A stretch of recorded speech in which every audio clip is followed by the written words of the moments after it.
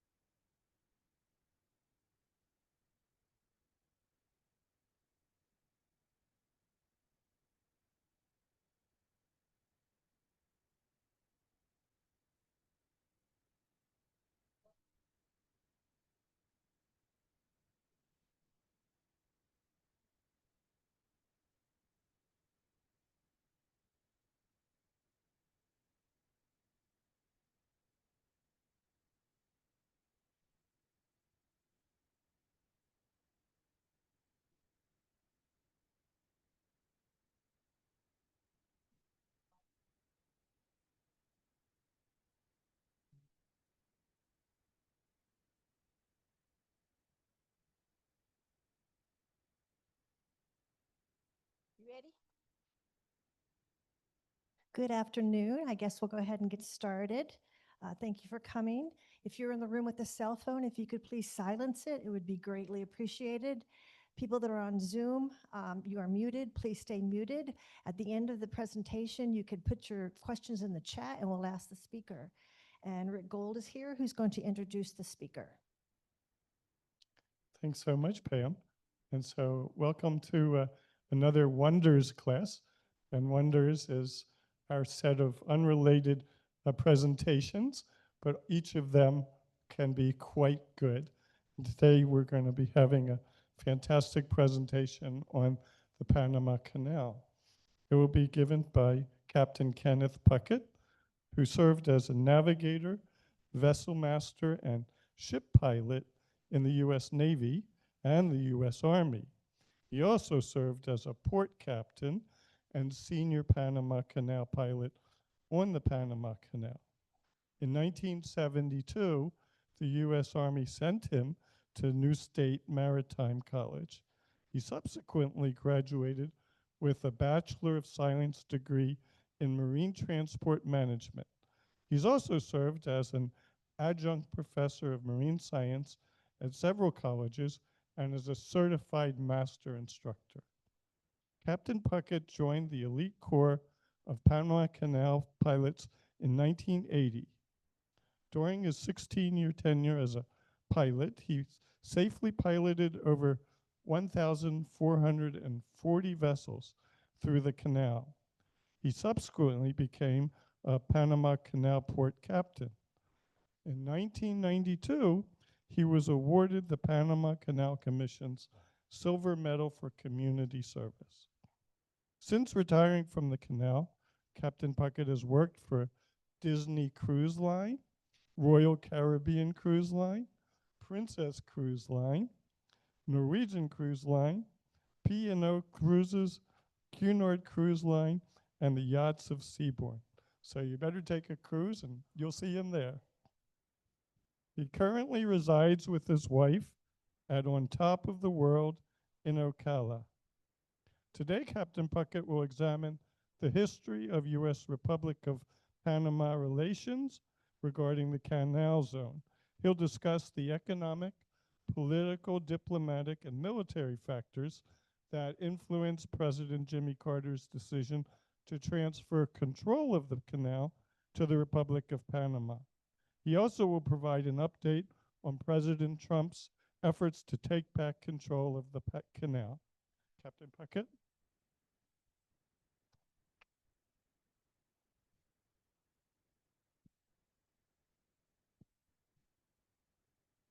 Thank you.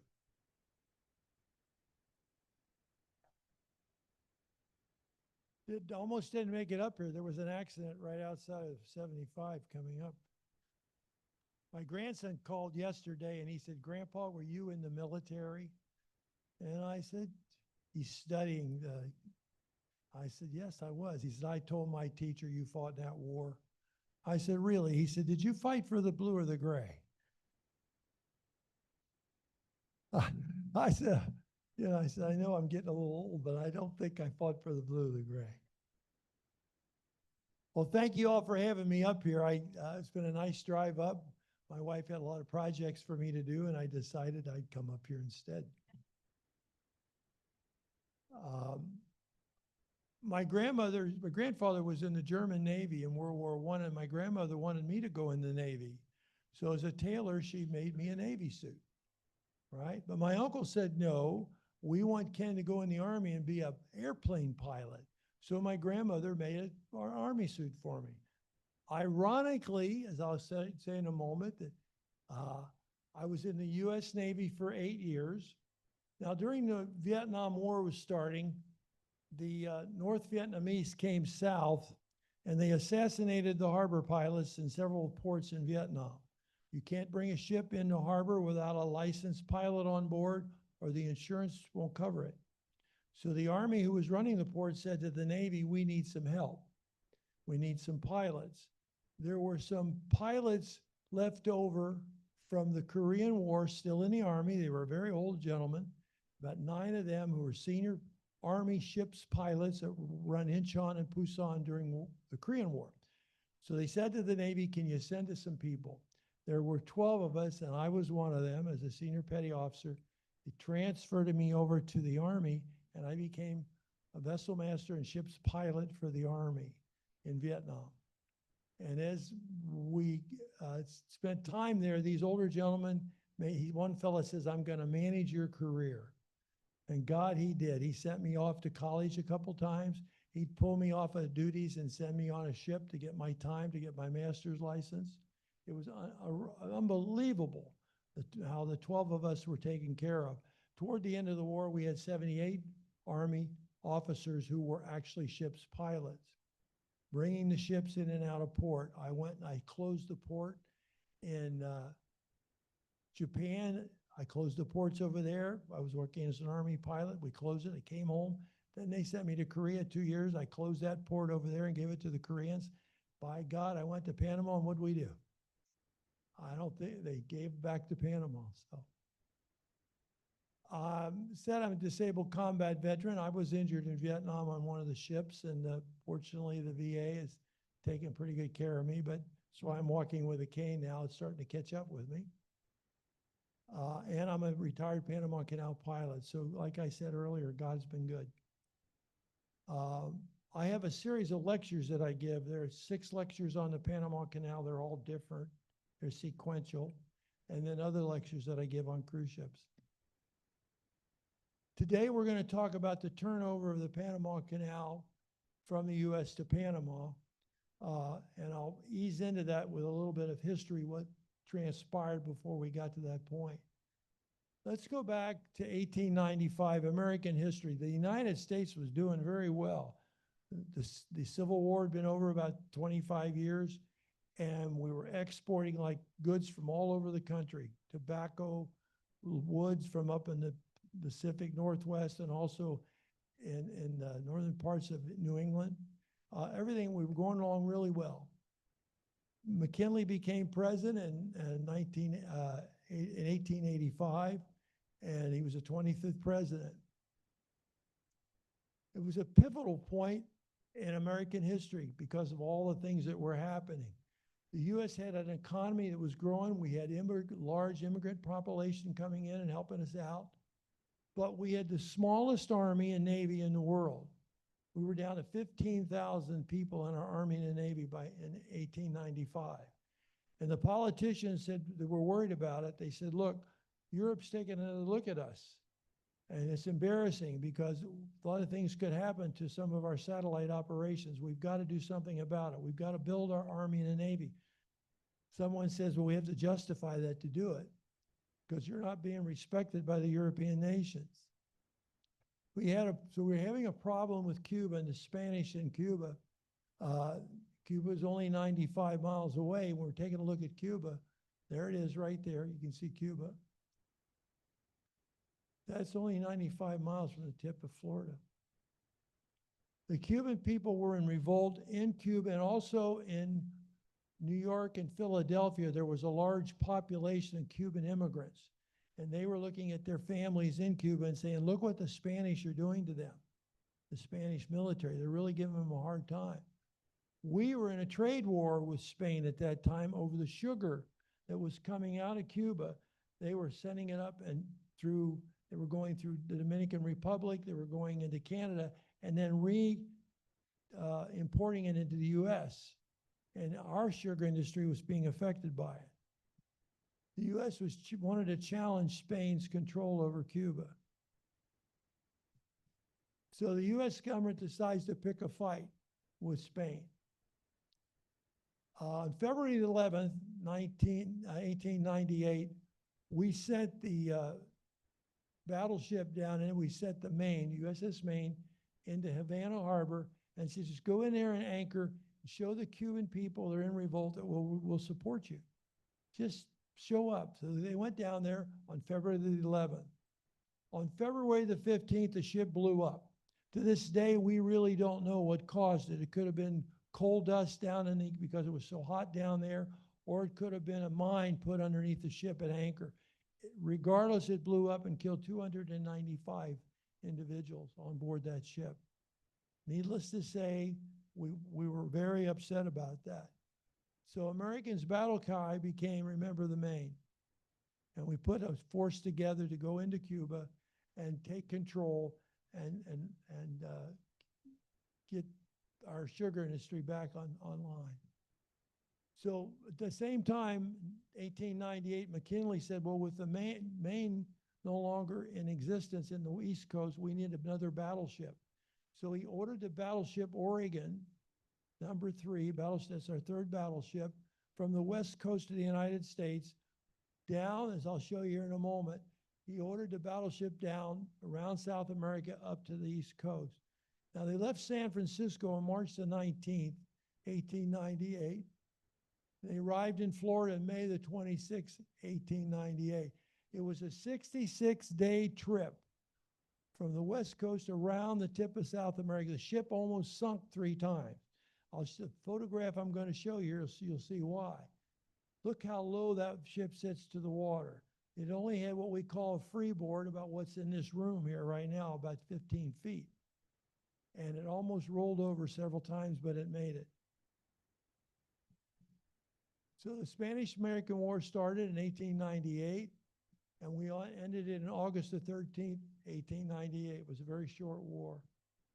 And we assumed control while the battleship Oregon is heading down on the West Coast. We were sending ships over to Cuba, not from Cuba, but over to the Philippines and over to Guam. We assumed control of Cuba, the Philippines, Puerto Rico, which we still today, and Guam, which we still have a big satellite base in Guam. We still have control of those facilities. Cuba, again, they're independent now. Now, our next mission, we took one look at having that ship have to go around South America. Our next mission, therefore, was to take a look at Central and South America and build a Central American canal that we can get across from the East Coast to the West or West Coast to the East Coast as soon as possible. So that's why we did it. It was a military motive to build that canal. Unfortunately, August the 2nd, 1901, McKinley was assassinated, and Roosevelt took over. Theodore Roosevelt on September the 14th took over as president, and he was 26th president of the United States. Congress, at that time, he got Congress to select Panama as a route to where we're going to build a canal. We looked at Nicaragua. That would have been a 140-mile length canal. It would have taken forever to build it. And there was a lot of things going on. There was a volcano down, very active volcano there. So we decided, well, we better build the canal in Panama. The French had attempted the canal in Panama and failed, and they'd left over some areas open that we could utilize. So in 1902, we decided to build a canal. 1903, we were discussing building the canal with Nicaragua, with Colombia. And Colombia said, we want more money. We're not going to let you build the canal. So we incited that Panama become independent. And we supported their independent move from Colombia. So in 1903, they got independence from Colombia and became their own country. 1904, we signed a treaty with them. Look how fast this is going. 1904, we established the Canal Zone. In 1905, Congress established a commission, an organization within the United States government to build the canal. They civilianized it. They got civilian engineers from all over the United States and people to go there and build a canal. 1902, they decided to build a canal, like I said again, across the Panama. And you can see Panama is connected to Colombia and to Costa Rica. It runs on an axis east and west. So to go from the Atlantic Pacific or Pacific to the Atlantic, you actually have to go north and south through Panama. The sun rises, see if I can get our pointer to work. Sun rises in Colombia over here in the Pacific and sets in the Caribbean in the Atlantic. Pretty cool. 1904, we established the Canal Zone. Now, the Canal Zone was 10 miles wide and 55 miles long. It was a security zone. Unfortunately, we made 15,000 Panamanians, 5 different tribes, move out of the zone, sent them north into the mountains and into the Darien jungle. That didn't sit too well with Panama at that time, but there wasn't much they can do about it. The Canal Zone, like I show here, is 10 miles wide, 54 miles long. As a pilot, we had to draw that area by memory. We had 7 charts we had to draw with every buoy and every marker in it. Took us a week to draw our charts. I can still see it today. It became a security zone. We established a police force.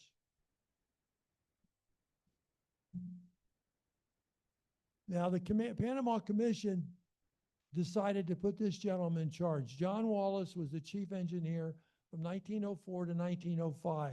His mission was to go down and start to build a canal. When he showed up in the zone, him and his wife came with 2 coffins. The French had lost 26,000 individuals trying to build a canal due to malaria, yellow fever, cholera, and dysentery, and all sorts of other diseases that they caught down there.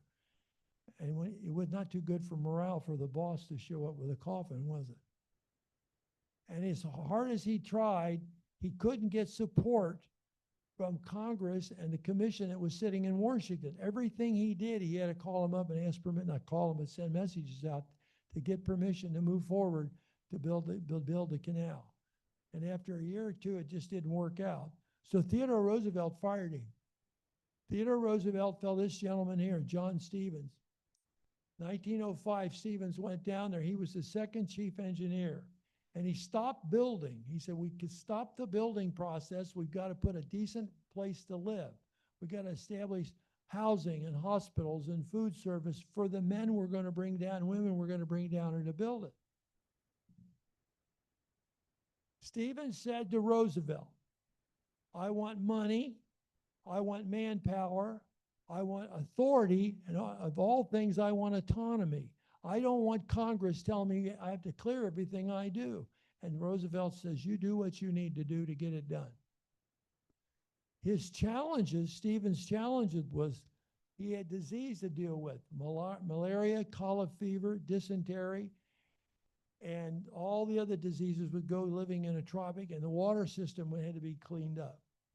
He had to design a canal, as I'll show you in a moment. He had to get manpower. When the French were there, they had lost 26,000 people, and most of the people that survived went back to their home country. So Stevens had to turn around and recruit, and we recruited men and women from all over the world. I think some of the best Italian restaurants are in Panama because the people running it were there, families were there, and when Roosevelt told Stevens to go build a canal. He had to build an infrastructure. Now, I have a presentation on the infrastructure alone. It's unbelievable what he built. His diseases were yellow fever, malaria, cholera, and dysentery. The top 2, yellow fever and malaria, were caused by mosquitoes. They determined it was mosquitoes. The individual that determined that was a gentleman by the name of Gorgas, William Gorgas. He had been a major with Walter Reed out in the Philippines, and he'd been in Costa Rica, and they both decided that, look, we think it's the mosquitoes causing these 2 diseases. So what we're going to do is get rid of those mosquitoes. And for 2 years, that's all they did was get rid of mosquitoes. And this is the manpower. He got manpower back from the Philippines, the West Indies, and they went through the Panama Zone area and killed the mosquitoes, laying oil on the water, and they managed to almost eliminate the mosquito down there, and therefore the manpower could come back. Unfortunately, Stephen designs everything. He got everything going. Things were going fine, and he resigned. And President Roosevelt was furious. He said, you can't resign. He said, why not? I'm a civilian. I don't have to work for you. Why are you resigning? He said, that's between me and my God. I'm just leaving. So Stevens left. And Roosevelt, like I said a moment ago, was very upset. So Roosevelt says, that's it. This canal is being built with American taxpayer dollars. It's a military industrial operation. I'm going to put the military in charge. And this guy can't quit. So he got George Goethals, who was with the Army Corps of Engineers, who had been building canals and locks up in the Ohio River and the Mississippi River. He'd been working up there, a hell of an engineer, and they brought him down. He called the chief. So the U.S. Army and the U.S. Navy together went down to Panama and took over building the Panama Canal. And here's the staff right here. I will go through each one of them, but I'll tell you, every one of those gentlemen you see in civilian clothes is a military officer. And Gorgas, off to the right with a hat in hand, that's Dr. Gorgas. Goethals called him in one day and he said, you know, it's costing us a heck of a lot of money for screens. Do you need all these screens? He said, you're spending thousands of dollars on screens. He said, well, I got to screen everything in once I kill a mosquito. There are mosquitoes still out there. Well, he says, we got to cut back on the screening.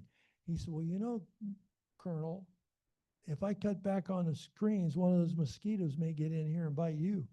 And he says, you go ahead and build those screens. But he was quite a character. Now, they had to dig through the Continental Divide, control flooding. Panama at that time was getting 150 inches of rain a year. And you can't dig a ditch with all that water coming. We've got to control the flooding. They got to construct massive locks, as I'll show you in a moment. They had to manufacture specific gates in those locks and design lock locomotives which will hold the ships off the wall. And this is what the canal looked like. It's a geological nightmare. There's 6 different geological faults. Right now, there's an earthquake in Panama every 4 hours. It just trembles, well, you never know it, but it's right on the Continental Divide. You see where the canal is cut through there? Up in the northern part of the upper section of this photo, this is a lake. That's a man-made lake. Took 7 years to fill that lake. They built a dam to control the flooding. There are 5 volcanic cores. It's an unstable landmass, and there's 17 types of rock they had to deal with. And they didn't have computers. They had slide rules and tape measures. What they did with a slide rule is unbelievable. There's one of the volcanoes as you go through, we go through the canal, it's still there. Constructing the locks, they made double lanes. I'll show you in a moment. The locks were built to U.S. Navy specification. They turned to the Navy and said, what size locks do you need to get your ships through? I'll show you what they did. They used cement, 4.5 million pounds of cement to build these locks. And here they are right now building the locks, getting them ready to build a massive, it's a massive superstructure. It's over 120 years old right now. They had floating platforms that would move along as they poured the cement. Like I say, this is another complete program I give. I'm trying to fill you in on all of it. Here's the lanes. Now there are 2 lanes, they're double lanes. What it is, they built the canal to 85 feet above sea level. Here's the locks as they sit in Gatun. There are 3 steps up to that lake. The gates are unbelievable. These gates are floating gates. Sometimes we would empty the water out and dry it out. You see all the sides of the walls? That's where the ships would scrape the wall going through. Looking up through the gates now, up through the locks. The locks, each chamber is 1,000 feet long, 110 feet wide, 78 foot deep. Now the large cargo ships go through only have 3 feet clearance on the bottom. Sometimes they sneak an extra cargo on board and they'd actually scrape bottom when they went through. I had one ship, one day I got aboard, went down to have breakfast as we were moving up toward the locks, and there were 4 men sitting in red jumpsuits, Americans. I said, what are you doing here? And who are you guys? We're firefighters. What? The ship had coal on board. The ship had been sitting for 9 months off of Annapolis, Maryland, under arrest. It couldn't move because it hadn't paid all its fees. So another company bought it, and they're coming through the canal, but it was chemically on fire. That coal had settled. causing gas to rise. The hull was sealed. They welded this. And here's these firefighters on board, and we had to pull it out. Said, no, you can't go. You got to go the other way. This is the battleship Iowa going through. She had a foot clearance on either side and 2 feet clearance on the bottom. That's what the canal was built for our battleships that were being designed in World War I. This is what they look like as we go into World War II. The thing I think is most fantastic is the locked gates. These gates that I'll show you in a moment are 400 to 730 tons. They are perfectly balanced, and they can be opened and closed with a 25 horsepower motor. Now, they built these gates in Philadelphia and New York, put them together like an erector set with false rivets. Every part was numbered, and they sent it down to Panama in pieces, and then they put it back together in Panama on the lock. Now, you see how these gates are sitting? Up at the top, you'll see the plates up there. These plates are up here. This is what we call lightning holes. Not lightning that we get from thunder, but this is, you open these up, water will go in there. So the bottom of these gates are closed. This is like a ship right here. These are opening. What happens is that they'll take those plates off, and the gates, as water comes in, they'll start to put weight in the gate. They'll sit down and seal on the bottom. When you pump the water out, the gates float. They come 6 inches off the bottom, and you can open and close them like they're floating.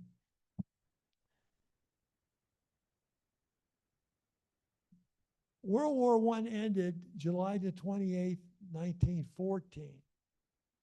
Panama opened up on August the 14th, 1914, as the USS Ancon, which was one of our ships that carried coal, went through the canal. So there was very little publicity about it anywhere. World War I was over, and we were all celebrating that, didn't pay attention to Panama. It opened in 1914. Here's the Ancon going through also, again. And those are the locomotives that will hold it off the wall. This is what the canal looks like today, the old canal, not the new canal. Still looks this way. Here's a ship approaching the locks with 2 tugboats on. As you see the colors in water, the different colors, there are 4 currents that affect the ship going into the canal. First, we have the tide. There's an 18-foot tide in the Pacific. Every 6 hours, that tide changes, and it causes a current. With that tide, when we're dumping water, locks right here, we're dumping water out of the locks to lower them so the ships can go in there. So that's where the fresh water comes in over the salt water, 26 feet. It took the old pilots about a year to figure this out. They figured it out so well, they trained the rest of it. So we have 2 currents. The 2 current tides are mixing. And then when you get close to the locks, they dump more water out, and the water coming out of the locks pushes the ship all over the place. So that's why you have tugboats. And the third time, when you get up to the locks, the water will push you off the wall. So it's a tenuous operation getting a ship in there. I'm going to fast forward now. Canal's been fully operational 1914 to 1999 before we turned it over to Panama. And August the 1st, 1920, 10 years later, when it was really fully operational, but it wasn't running ships through at night, only during the day. What we wanted to do now, we wanted to modernize the canal. We want to put up defenses because World War II was on its way and the military knew it. The United States military ran the canal until we turned it over to Panama. There was an office in Washington, D.C. called the Panama Canal Commission, run by ex-military. When a man retired, a senior officer was working with the Army, he retired, he became the canal commissioner. The Navy fellow retired at the Navy base, ran the Marine operations. My boss was a retired 2-star general. The Navy guy was a full Navy captain. So the U.S. military still kept control, although we had 7,000 employees that were civilian. And maintenance was another problem. The thing's getting old, so we have to maintain the canal. And the American colony, We had 7,000 people, who some of are here today, lived down there. One of the big places they built was the Ancon Tropical Research Hospital. This was the largest tropical research hospital in the world. It's a result of studying malaria and yellow fever. When anyone would die, they take the body over to the research center and do an autopsy. And then expanded the research. There were 32 different diseases that they worked on when I was down there. They then converted this into a hotel. The hospital's been turned over. Modern hotels, they built 2 major modern hotels. This is the George Washington Hotel was built. They built this when the fact that Roosevelt might come down and visit the canal. Now this is the Tivoli Hotel. This is the wooden hotel. This hotel was 100% wood. And in the attic of this hotel, they had termites. They had termites in most of the wooden housing down there. 3 of our pilots died because of lung problems based on what was happening in the attic of the quarters they lived in. And there were other employees that got sick as a result of those wooden buildings they had down there because they weren't treating the termites. So they tore this hotel down. I got to stay in it early on when I was in the Navy. Fantastic hotel. They put you up for 30 days before they give you a house. Hydroelectric power. This is Gatun Dam, that lake that they made. It was the largest man-made dam in the world at the time. As you can see right here, that's hydroelectric power was coming off of there. We had a hydro dam, but as we used water for the ships going through, we had to shut down the hydroelectric power because we needed the water. So the United States Army, who was experimenting with nuclear power, said, let's do this. Let's put a nuclear reactor on a ship and send it to Panama. This is a nuclear reactor on board a ship. Corps of Engineers ship, the MH-1A Sturgis. And they provided the Panama Canal with electrical power for 8 years. But they did something wrong also. They didn't realize how much radiation was going in the water. We had a lot of women that lived in Gatun who were in their 70s and 80s that come down with a lot of problems relating to that nuclear exposure. And they've been going after the Army and the system for years.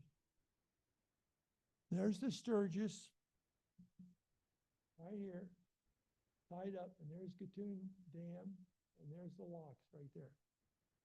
So they use the power for that. Now, maintenance required for gates, the valves, there are 78 valves in the bottom of each lock. They have to maintain it. We had divers that used to go down. I cannot believe these guys.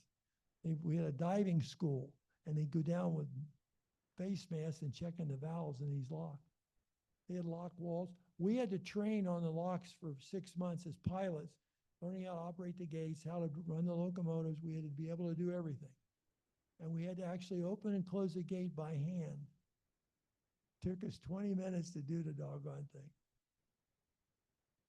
Now, lighting was a problem. At night, you didn't take ships through at night because it's so doggone dark down there. And so they had to improve the lighting. This is one of the challenges they had. Here's a ship tied up at night, it's not moving. Look how beautiful it looks. That ship's not going anywhere. It's in the locks. They'll stay there till sunrise. Now look at the canal. This is what the canal was. They modernized it with these lights. See all these lights? That's high mast lighting. We used to get a bonus if we put one of these big ships in the canal at light at night because you still had problems piling in a ship at night. Beautiful area, isn't it? Defense of the canal. Panama Canal had a defense budget of $20 million, so the Army said we're going to put 6 military bases, 2 Army airfields, 1 seaplane base, 1 submarine base, and 3 communication sites. There were communications towers in the Canal Zone that most people didn't even know about. They'd see them, but they didn't know what they were doing. When I was in the Navy early on, we would transmit messages. We wouldn't send them over to Europe. We'd send them to Panama Canal radio towers, and then they'd retransmit. They controlled all the communications for Central, South America, and the Pacific from Panama. And these control towers were guarded by the United States Marine Corps. Big towers. That was our 3 communication sites. Look, here's what it was originally. Here's the guys taking their mules through, carrying their equipment. They went downtown and took over hotels with their horses, right downtown Panama before they built facilities for them. Finally, we got the canal operational. These are 2 World War I battleships, USS Missouri and the USS Ohio. Now, they were only 96 feet wide. There's plenty of clearance on either side. And they were only 30 feet deep. So they could get through pretty easily. But if you look down here, these are electric locomotives designed specifically with cables on them to hold those ships in the center. The locomotives do not pull the ships through the canal. The ship's engines push themselves through the locomotives, keep them from hitting things. And the pilots on the bridge telling everybody what to do. Here's the first aircraft carrier to go through, the USS Langley, converted cargo ship. Here's the Saratoga, which is the 3rd aircraft carrier we had going through the canal. And look at the planes flying over. We had a flight of fighters down there defending the canal. We had a B-17 squadron down in Panama defending the canal. And there's our battleship going through the Iowa. And it's really tenuous getting a big battleship through. It takes 2 days because they're just so doggone big and you can't get them moving. It takes their engines going full ahead to push the water in front, beside them underneath and go back. It's really a tenuous job. World War II, Panama Canal expansion. They got another $45 million. 2 more naval shipyards, 2 naval refueling stations, 1 more communication site, 2 military supply bases, and 55,000 military in the Panama Canal during World War II. But it still could be defended because of the jungle. They can keep people away, but if they wanted to get in there, they could. This is the star showing where all the military bases were located in the Canal Zone. 1991, we would put nuclear-powered submarines through the canal. I was senior pilot. We would go out and get in the conning tower, which is located right there, with the captain, and be there as we took it through the canal halfway, and then another pilot would come aboard. A woman said to me, "Pilot, my goodness, if you're on the bridge and in the conning tower of that ship, what do you do when you got to go to the bathroom?" I said, "Depends."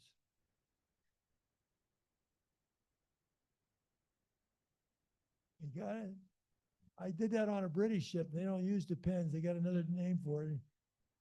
One of the women, I looked at them, they didn't laugh. Nobody laughed about it. That was quite a job getting it. Of course, it's very hot up there. That's why I got this skin cancer from, we're only 900 miles north of the equator. Now, we're getting to the turnover of the canal. That was 6 lectures all in one there, so you didn't get to see everything. I'm sorry, I'm coming back, right? He's bringing me back. Turnover of the Panama Canal has been something everybody's been talking about. Here's the old canal, what it looks like. Over here to the left, this area right here, 1938, we were going to build a super canal. We were going to make a bigger canal. We had the money to do it. But World War II was coming up ahead there. They said, stop the building, pull the money back, and put it into the military. So we did not complete building the second canal. Historical review with U.S. and Panama. Theodore Roosevelt, like I said, was president when the canal was being built, when he took Panama from Colombia and said, you're going to be a state, and we're going to sign an agreement with you to build a canal. Speak softly and carry a big stick. Nobody likes a bully. And people remember, and historically people of Panama remember what happened back in 1903 and some of the things we pulled. And they taught their children in school the history. And those children grew up and taught their family. And Panama says, all right, you built the canal. You did a few things for us, but it's still our land and our country. And it's time we got more control. Roosevelt says, I took Panama and let Congress debate why I built the canal. I took Panama. Treaty stated the U.S. had the Panama Canal in perpetuity. The Panama Canal Treaty said we had the canal forever. It's in writing. He also says some things in there about Americans paying taxes. 1946 now, Panama wanted the U.S. to turn over the canal control to Panama, and then we said no. World War II's over with. We still need the canal. We've got to get our ships relocated through the different places in the world we want to put them. You're not getting the canal, forget it. The military says, nope, Panama doesn't get the canal. But there was a lot of Panamanians aggravated about that. We educated them and all that, but they still wanted their land back. The United States says no. Follow me along here. October the 28th, 1956, Israeli armed forces took control of the Suez. The Israelis went into Suez and took control of the Suez Canal temporarily. 2 months later, the British, the French, and the Israeli troops withdrew from Egypt and said, Egypt can have the canal. Panama says, what are you doing? You're letting Egypt have the canal. Nobody's saying anything about that. We want our land back. January the 2nd, 1957, the United States supported Egypt's taking over of the Suez Canal, which they did not build. France and Britain paid the money to build the canal. And Panamanians said, well, what about us? Don't we get our land back? I know you built the canal. We'll cut some kind of it. No one will listen to them. 1964 was a crossroads. Went back by Russia. Republic of Panama wanted the Panama Canal, and the U.S. said no. We had riots in Panama. Russia was coming in behind. I'll show you a little map here in a moment. And there were 20 dead at that time. And that's when everything started to turn. Look at the date, 1964. What was happening there?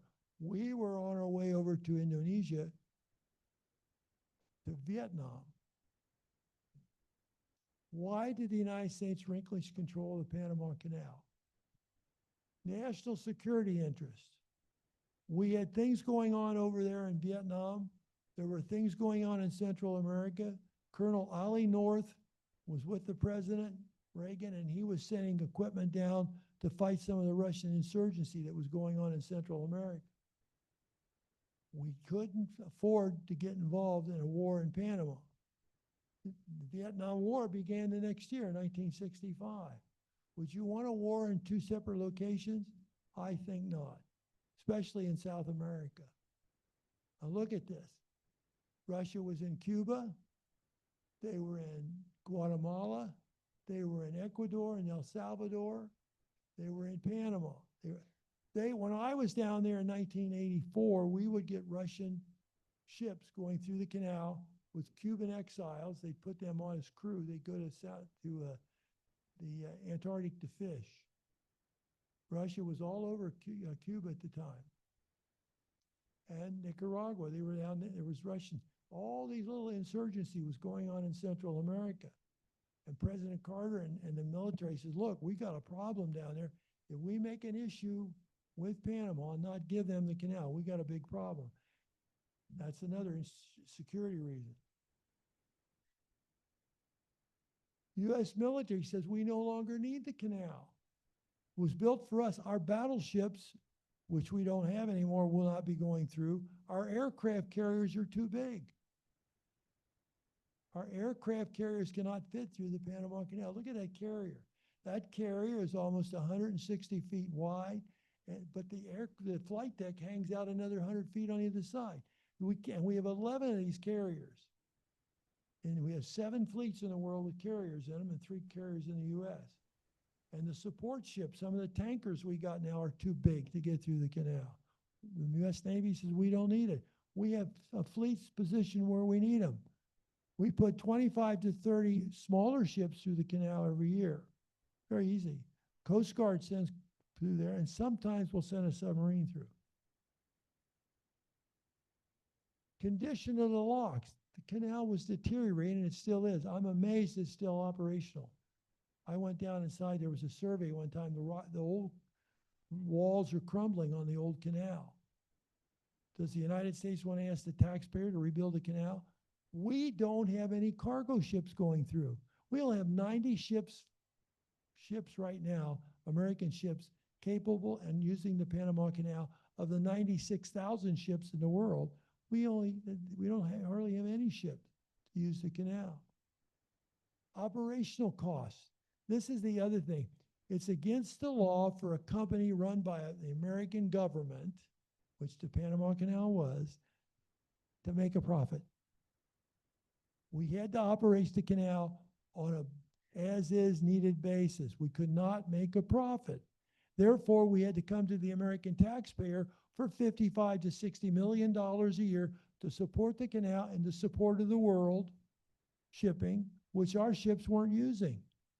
We have no cargo ships, commercial ships are using it, very few at that time. And our military doesn't need it. Cost to build a new canal. Can you come to an American taxpayer and ask him for $10 billion to build another canal for the sake of the world economy? It'll help us out, sure, our economy. The gates, the locks, and the lights are all falling apart, and they have to be repaired. So the United States says, look, we're going to give Panama the canal. They'll be able to run it. They'll be able to operate it. We trained them. They'll be able to make a profit and take that money to rebuild a new canal. That's why he did it. The Navy doesn't want it, can't use it, give it to Panama. It's not that big a deal. We got our use out of it for 110 years. So we signed a treaty, September the 7th, 1977, and turned over control of the Panama Canal. We took 25 years during the turnover. We didn't just turn it over in 1977. I was there in 1996. I was one of the last Americans that was hired. The new canal treaty specifies that the United States will be responsible, paying attention, for the security of the canal, for the security involving issues surrounding the canal. Nobody can go into Panama and start causing trouble. Nobody can go trying to take the canal from Panama because we'll provide a military support. MacDill Air Force Base is there for a reason. They fly those airplanes into South Carolina and into Georgia, picking up military, and we can be in Panama in 4 hours. Nobody's going to mess with the canal. We agreed to it. Now, here's what's happening. Our ships are still going through the canal, and Panama's making us pay. Trump got wind of this, and he said, look, we're going to provide you security. The least you can do is let our ships go for free. And Panama says, of course we will. Why didn't you say something sooner? Really, it's been going on since 1999, right? For the last 25 years, our ships have been paying to go through the Panama. They always paid, but the money was in circular. It paid us, it went right back into the U.S. Treasury. So Panama now, as a result of what Mr. Trump said, lets our ships go for free. What is irritating is that we give Egypt $3 billion a year in aid. And they charge us $1 million for one of our aircraft carriers to go through the Suez Canal. Why don't they let us go through the Suez Canal for free? They're getting $3 billion a year. That's what irritates people like me. Now they assume control of the Canal Zone. Now here's what's going through the canal now. These container ships. Each one of those ships are carrying 9,000 containers. 55 of all traffic going through the Panama Canal is container ships. 7 out of 10 of the largest ships in the world can't go through the canal. Look at this puppy. 14,000 containers on there, like the trucks you see on the highway. There's 14,000 of the containers on that guy. He can't fit through the Panama Canal. He can't fit through the old canal. and he can't fit through the new canal. Now, this is the canal zone as it looks today. They've narrowed it. The little purple area is the operational area, and the people are coming back out of the jungles, getting their land back. It's amazing. There's still 4 tribes coming back. Under the law set forth of the government of Panama, now here's another thing people don't know. The Panama Canal Commission that runs the canal is an independent agency of the Panama government. It's not controlled by the government. There's political things going on, but it's an independent agency that sets up how the canal will operate, how it's going to charge, and what it's going to charge. They had 2 major ports in Panama that was operational with the old canal. They gave them and made them commercial ports, like we have here, down in Miami or Port Canaveral. And Panama had no one that was experienced, nor were the military that was turning it over. So they said, we need somebody to help us operate some of these commercial ports. So they got the company by the name of Hutchison Whampoa bid on it. There were 9 companies bid, and they got the contract. They control 56 ports of the world. Everybody's all upset. China's got the canal. No, they don't. These 2 companies control the operation of the ports of Panama. And right now, there's a bid out for Blackstone, an American company, to take over doing that. But they're going to have to pay Panama for to do it. It's strictly commercial. It has nothing to do politically. They don't control the ships that go through. The Panama Canal Authority controls ships that go through. Of course, they'd like to have their ships go first. You wouldn't believe what I got as a port captain at Christmas time from the shipping agency. They'd come to my office and, hey, Ken, can you get our ship to know? And here's what it looks like today. Hutchison Whampoa built these container cranes and paid for them. Each one's about 3 pieces. When that canal goes to another agency, they're going to have to pay Hutchison Whampoa for these cranes.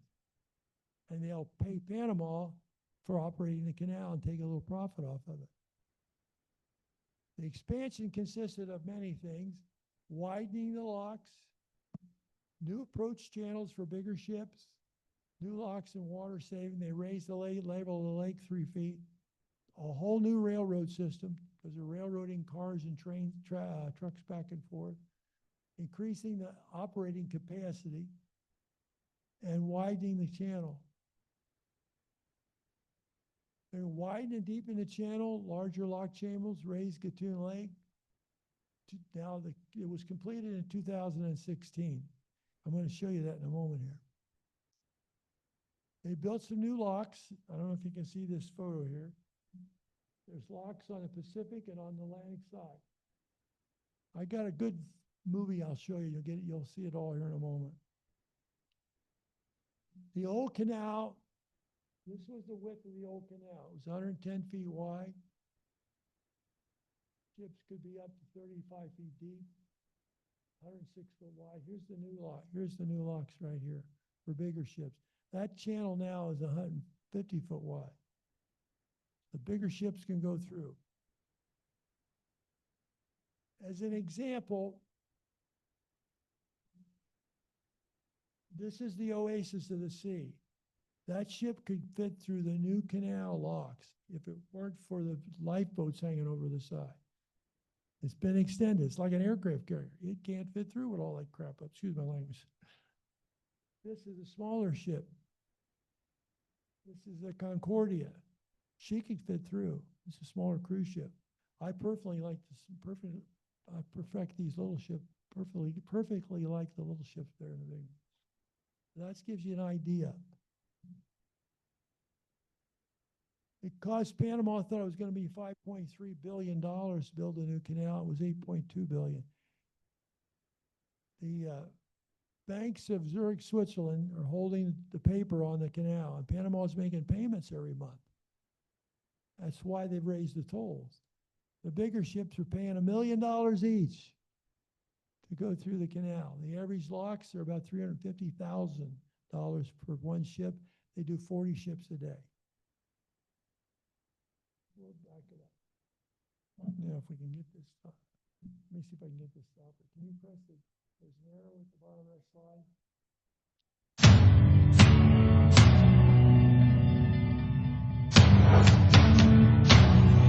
The expansion of the Panama Canal consists of the construction of 2 new set of locks, the deepening and widening of the existing channels, and the excavation of a new navigational access channel connecting the new set of locks on the Pacific side and the Culebra Cut. The new set of locks on the Pacific side is named Cocoli locks, and the new set on the Atlantic side is named Agua Clara locks. The chambers of these new locks have 427 meters of usable length when both guarding gates are closed, with a width of 55 meters and a depth of 18.3 meters. These new dimensions will initially allow the transit of vessels of up to 366 meters in length, 49 meters in beam, and a maximum draft of 15 meters in tropical freshwater, with a line of vertical fenders every 15.2 meters, and they're illuminated by high-mast lighting lamps, which allow a safe passage through the locks at night. Each lock chamber will have 3 water-saving basins, which will enable using 7% less water than the existing lock system, reusing 60% of the water required for each transit. Each water-saving basin is approximately 70 meters wide by 5.5 meters deep. Vessels that comply with these maximum dimensions on the new locks but exceed the dimensions permitted in old locks are known as Neo-Panamax vessels. After the Panama Canal expansion is completed, the waterway will face new challenges in transit operations and procedures. 2 major issues that will require adjustments from previous transit operations are the handling of vessels of greater dimensions and displacement, and the implementation of a new vessel positioning procedure inside the locks. The lockage operations of vessels through the new locks will differ from current lockage operations, in that the vessels will not use locomotives to assist them inside the chambers. Vessels will be maneuvered using their engines and rudders, including the assistance of tugboats, and will be secured inside the lock chambers by means of the ship's lines. The winches will be operated by the ship's crew. This lockage procedure will be very similar to the procedure used at the Bedendrecht and Sandviet locks in the port of Antwerp, Belgium. For a better understanding of the transit procedure, we will now take you on an imaginary transit on board a Neo-Panamax vessel heading south from the Atlantic to the Pacific Ocean through the new locks of the Panama Canal. As the vessel approaches Panama Canal waters, the captain contacts Cristobal Signal Station, who provides information regarding breakwater traffic and the estimated time that the vessel will need to arrive at the entrance of the Cristobal breakwater, where he will receive the Panama Canal pilot, the boarding officer, and all other inspectors having business aboard the vessel. Inspectors that may be conducting inspections on board the vessel are the Transit Vessel Inspector, the Industrial Hygienist, the Sanitary Inspector, and the Canal Port Captain. The purpose of these inspections is to verify that requirements are met in order to guarantee a safe transit for the vessel and all the persons involved. The master will be required to provide documentation in order to receive approval for transit. The documentation required for transit is published in Operations Notice to Shipping N1-2015, Vessel Requirements, which is available online at the Panama Canal website. Some of the documents required are the International Tonnage Certificate, ITC 69, PC UMS documentation of total volume or suitable substitute, load line certificate, ship classification, and minimum crew and fitness certificates, among others listed in OP Notice to Shipping N1-2015. After these inspections are completed and the required documentation is provided, the Panama Canal pilot proceeds to take the vessel on its southbound transit through the Panama Canal. The transit begins after the vessel passes the Atlantic breakwater and enters the Atlantic entrance channel by using its engines and rudder. Upon boarding the vessel, the Panama Canal pilot contacts Marine Traffic Control, who provides him with updated information on the transit of the vessel, and is also contacted by the first assisting tugboat. At Buoy 1, Cristobal, known as the Mole Buoy, the vessel receives the second assisting tugboat. The tugs will be secured to the vessel's bow and stern and will assist the vessel throughout the navigational channel leading to the locks and through the entire transit of the locks. While the vessel navigates on its way to Agua Clara locks, the Neo-Panamax locks in the Atlantic side, it is boarded in the vicinity of Buoy 5 by the Panama Canal line handlers who prepare and verify the conditions and availability of the equipment required for the lockage, such as lines, capstans, chocks, bits, ship's crew, among others. Upon arrival to Buoy 7 in the Atlantic Channel, north of the Cristobal Basin, the second Panama Canal pilot boards the vessel. It is here that the vessel also receives the third and fourth tugboats that will assist her through the arrival and entrance maneuver to the locks. With the use of the engines and rudder and the assistance of the four tugboats, the vessel arrives to the approach structure of Agua Clara locks, and when properly aligned, it begins the entrance to the lower chamber of the locks. As the vessel enters the chamber, the third and fourth tugboats are released, keeping only the tugboats ahead on the bow and aft on the stern, which continue to assist the vessel as it completes the entrance to the chamber and throughout its transit through the locks. When the vessel is in the desired position inside the lock chamber, the Panama Canal line handlers, with the support of the ship's crew, secure the vessel with the use of 4 lines that will be sent out from the vessel: a headline and spring line forward, and a stern line and a spring line aft. The vessel is secured to the lock's center wall, which is the wall opposite to the water-saving basins. The lines will be received by the lock's mooring personnel, who will secure them to the bollards destined for this purpose, all along the wall of the chamber. Once the vessel is secured to the wall and the gates behind are closed, the filling of the chamber begins. Once the chamber is filled, the lock gates ahead of the vessel open to allow access to the middle chamber. After the lock gates are fully open and the lines are casted off, the vessel will move into the middle chamber by using its engines and rudder and the assistance of the tugboats. Once the vessel is inside the middle chamber, the process of mooring the vessel to the lock wall is repeated, and the process is again repeated in the upper chamber. After the vessel exits the upper chamber, departing the Agua Clara locks, the first and second tugboats are released and the line handlers disembark. The vessel will continue to navigate Gatun Lake under its own propulsion. At Buoy 89 in Gamboa Reach, the vessel receives the first tugboat, which is secured on the stern of the vessel and assists the vessel's navigation through Culebra Cut. At Gold Hill in Cucaracha Reach, the vessel receives the second tugboat. These 2 tugboats will assist the vessel throughout the entire lockage of the Cocoli locks. At the same time, the Panama Canal line handlers board the vessel and verify the conditions and availability of the equipment required for the lockage, such as lines, capstans, chocks, bits, ship's crew, among others. Upon entering the new Northern Pacific Access Channel, the vessel receives the third and fourth tugboats to assist in the process of arriving and entering the locks. With the use of rudder and engines and the assistance of the 4 tugboats, the vessel arrives to the approach structure of Cocoli locks, and when properly aligned, it begins the entrance to the upper chamber. As the vessel enters the chamber, the third and fourth tugboats are released, keeping only the tugboats ahead on the bow and aft on the stern, which will continue to assist the vessel as it completes its entrance into the chamber and through the locks.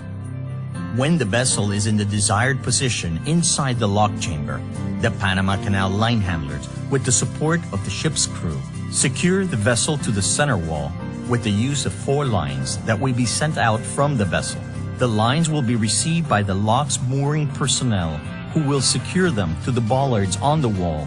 Once the vessel is secured to the wall and the gates behind are closed, the emptying of the chamber begins. As soon as the water level for the next chamber is reached, the lock gates ahead of the vessel open to allow access to the middle chamber. Once the lock gates are completely open and the lines are cast off, the vessel begins to move to the next chamber. in this case the middle chamber, using engines and rudder and the support of the tugboats. When the vessel is in position in the middle chamber, the process of mooring and moving will be repeated, and repeated once more when in the lower chamber. As soon as the vessel exits Cocoli locks, the second tugboat, which is made up on the bow, is released. While proceeding down Balboa Reach, the first tugboat, which is made up on the stern, is released, and the first pilot and the ACP line handlers disembark. Once the vessel arrives to Buoy 1 Pacific, the second Panama Canal pilot disembarks, and the vessel continues out to sea and to its final destination.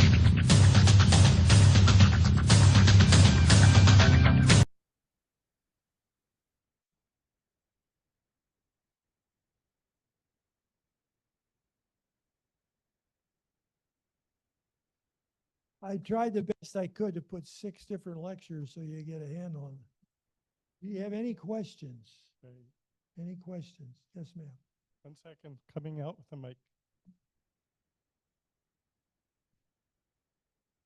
You mentioned that in 1956, the Suez Canal was controlled by somebody. Egypt closed off the Suez Canal to Britain, to France, to Israel, and I don't know what other countries. Then I guess that's when there was the war, Right. and they took back. But who controlled the Suez Canal before 1956? The French and British, and the British were there and the French were there. Oh, the British They- and the French, and then British they and gave French, it they had a back to- corporation. French says, look, we paid to build it. We're going to operate it. And the British went in there with them. I see, Israel wanted to get their hands in there too. so that they could use the Jordan was also Jordan was becoming very, very sophisticated in transportation too. I see, but that was the time in which then Egypt was given complete control. Egypt was given control of the canal at that time, yes. They raised the tolls. These container ships cost $1 million each to go through the Suez Canal and through the Panama Canal, these big container ships, $1 million. It costs $13, I'll put it this way. Every time you buy a refrigerator from Samsung that come from Korea, there's a $13 charge to go through the canal. That's how you break it down. Yeah. How long has the new canal been in operation? And as a secondary, has the U.S. military started using this new canal? The U.S. military could use it if they want. They're just not, it's not necessary. Most of the ships they are using the old canal. If they use the new canal once or twice a year, probably, our big tankers just go, started open in 2016. So it's just now coming up on 9 years. They take in approximately $8 million a day in revenue running. The other smaller ships will pay less. The way they do it, I'll give you, we got time here. There are 3 ways to measure a ship. You can do cube. How much cubic capacity do you have? You go on a cruise ship and they say it's 115,000 tons.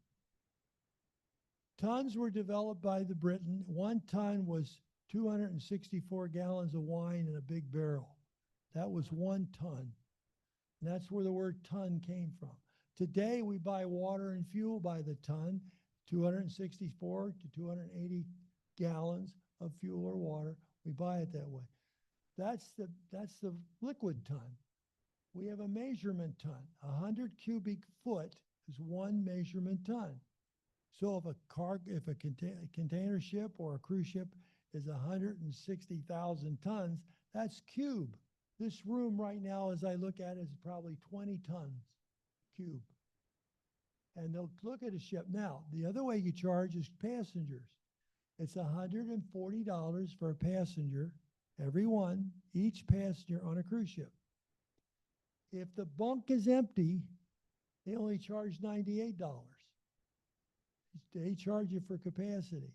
So they look at, well, how many passengers on that cruise ship and what's the cube of the cruise ship? I think we'll charge them per cube.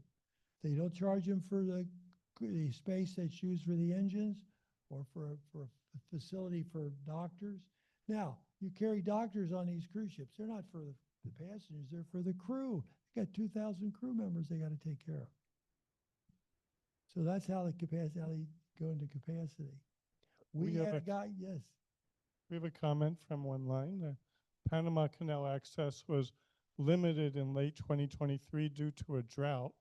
With climate change, are there any concerns? Yes, we had a couple problems down. We use on average of get this, 2 billion gallons of fresh water a day to lock 40 ships through. You need 110 inches of rain a year to keep that capacity of water. With the drought, we have less water.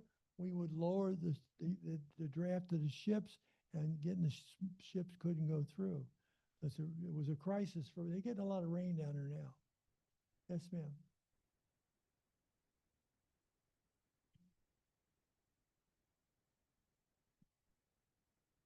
Bring that back to you. When I take a ship through, I always take all my clothes off and go through with my underwear. Because it's an all male crew. I wear my underwear to take a ship through, then I had dry clothes to go home in. Because I had to get outside in the rain. I think I had a misconception, which was corrected, but I thought the locks were used to change the level between the water you were leaving and the water you were going into. But it looks like it's just to navigate a narrow passage. Could you clarify that for me? When they built the Panama Canal, they couldn't dig through the Continental Divide. And they said, well, look, why don't we make a lake, dam and make a lake 85 feet above sea level? So they made this big lake, Gatun Lake. Took 7 years. They put the dam in, and they put the lock steps, 3 steps on each end, to get the ships up, back and forth through the canal. Now there's an right now it's 16 feet, 16-foot tide in the Pacific, and there's only a 1-foot tide in the Atlantic. Different areas have different tides, but it's easier to get in and out of the Atlantic than the Pacific. But that doesn't change the level of the lake. Ships go up 85 feet above sea level in each direction and go down, and the water, but all that water goes out to sea. The Japanese used to say, don't you save the water? I said, no, you don't. I used to pull stunts. When they had a problem, they'd say, Ken, go take care of it. We had a Japanese captain that was giving our pilots a hard time. So I went aboard with a mask that covered my eye with a white cane. I'm with a white cane. And the mate took me to the bridge. He says, excuse, who are you? I said, I'm your pilot. Oh my God. Gets on the radio. He goes, hey, are you going to blind pilot? So I get up to the bridge. I'm grabbing the railing. Steady ship. No can steady. We had anchor. I said, well, get the anchor up. We're going to go. No, I don't go through Panama Canal with a blind pilot. I said, look, Captain. I said, where are you? I got this glasses on, right? I said, Captain, I was on a Japanese ship 2 days ago. I fell down and hit my head. The Panama Canal says if I take one more ship through the canal, I can retire. So I have canal memorized. You put the ship between buoy 1 and 2, 6 knots, I can get you through. You just stay right here next to me. I don't go with no blind pilot. You're crazy. I call the agent. I said, you don't take me, Captain. Where are you, Captain? Oh, you don't take me, we don't go. Now my partner who's with me, the other pilot, he's on the other side of the wheelhouse. So standing next to me was a young seaman with a tray with some towels to wipe my hands from climbing those dirty ladders, right? Because they always have. So I took the glasses off and laid them down, had my eyes closed, put the towel over my eyes, laid it down. I said, John, it's a miracle I can see. Yeah. So the captain at that time realized, you Americans pilots, you make me crazy. He took his walkie-talkie and he threw it across the wheelhouse. It went right through the door in the ocean. Yep. One other sea story. I was on a ship one day. The captain says, can my wife come to the bridge? I said, Captain, of course. Young woman, looked like she's from Thailand, came up with a bag. and she's putting something in the bag. What in the world is she doing? She's feeding something. She's got crackers. All of a sudden, the bag jumped open, and out jumped a monkey. And that was a spider monkey. Now, I'm going to use a term here. That monkey started to poop, and it was like an aerosol spray. And I'm hiding behind the Facilitator, and the monkeys took them about 2 hours to capture that damn monkey. So they put the monkey in a trash can, and they're cleaning the inside of the bridge. The captain's wife left, right? I got the ship through the Panama Canal at the other side. And when you, the old days, if you did a good job, they give you a bottle of wine and a carton of cigarettes. It's tradition to this day all over the world to happen. I don't know. I don't drink or smoke. But anyway, so I thanked the captain. Oh, I'm so glad to get off the ship. I go down the pilot ladder and I get in the launch, and they lower a bag to me. I said, a carton of cigarettes and a bottle. The launch operator says, Captain, can I have it? I said, sure you can. He opened it up. Guess what was in the bag? A spider monkey. So we closed the bag, and as we're going through across the harbor, I threw that bag into the ocean. There goes the monkey. Well, there were 2 women in the audience who were animals, right? One stood up and yelled at me, you cruel and inhumane individual, throwing that poor animal in the ocean. I said, oh my God, my wife says to me later, Ken, you've got to change your story, although it's true. So, ladies and gentlemen, I took that monkey ashore, and as we went through the jungle, I opened it up, the bag up, the monkey went. If you ever go through the canal and you see 2 beady eyes looking at you, that's the monkey looking for me. We used to do some silly stuff. Yes, sir. In the back. Yes, yes, ma'am. I have a question about Barrow, Colorado Island. That's in the middle of Gatun Lake. I spent some time there in the 60s when the zone was under U.S. control, and the Smithsonian ran it as a research institute. What happened to Barrow, Colorado? We have a large part of the treaty with Panama. We have one American institution down there called the Smithsonian Institute for Tropical Research. It's called Barrow, Colorado Island. And all the animals from all that area, they bring them to this island and they study them. If you were to go down there today, you could rent a boat for $115, and they take you out there for the day, and you get bit by mosquitoes if you like. They're still on the island. Yeah, it's still operational. Smithsonian still runs it It's then? still operational. My wife was, about 5 years ago we were down there. She went down there. Got a question in the back here? No, I'm going to be. You can work your way back. We'll get to you. Following the ship on the video, how long would that take from start to finish? The normal, for the smaller ships, it's 8 to 10 hours for a transit. Canal runs 24 hours a day, 7 days a week. It's only been shut down twice. One was for the war when we went in and took out Noriega. That's the only other time. The bigger ships, there are only 10 of those ships go through a day. They don't go through at night because they don't have control of them like you do. And they're so big. You scrape them on the wall, you do a lot of damage.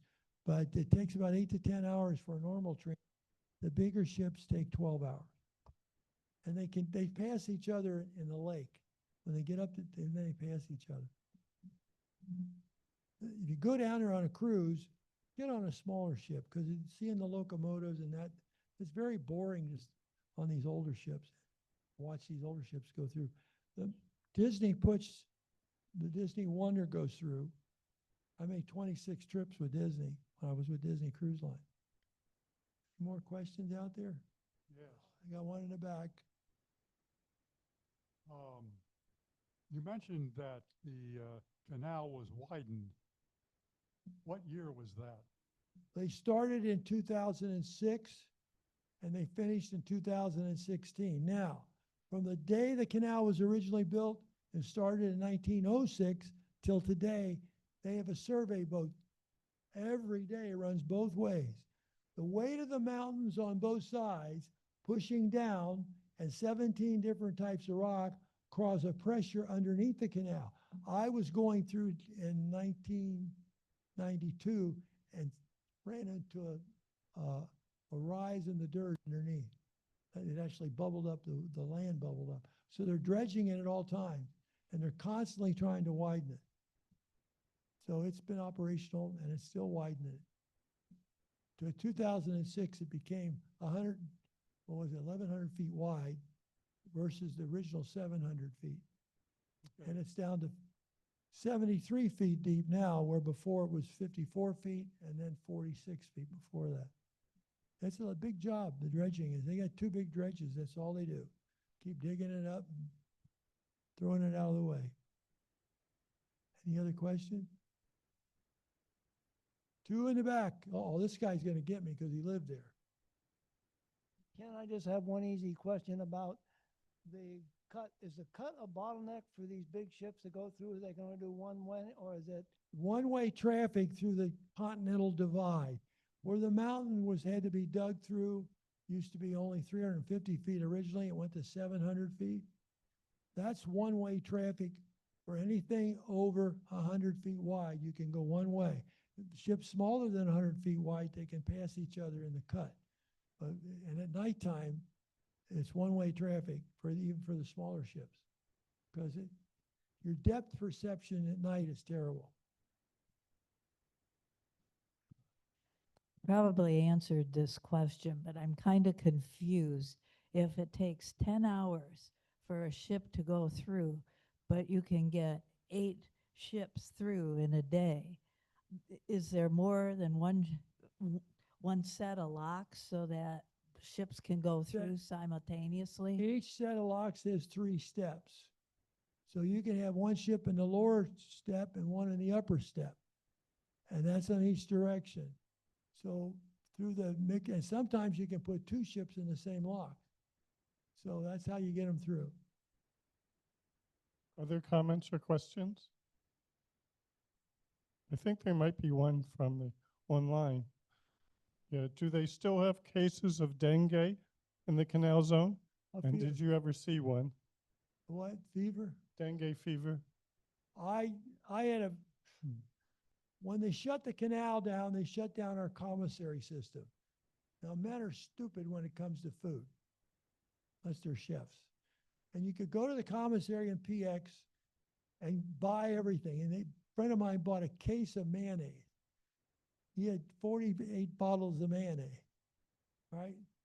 So 4 years later, he decides to make a potato salad, and he took out one of his jars of mayonnaise. And he opened it up, and it had black on the top. Oh, what the heck, he mixed it in. Made his mayonnaise, and about 2 hours later, I was a port captain then, he's in the hospital dying of food poisoning. And they classified it dengue fever. I said, it wasn't dengue fever, it was food poisoning. But no, I've never seen dengue fever done. Silly man, right? Any other comments or questions? If not, let's thank Captain Puckett. Thanks for having me up. I appreciate it.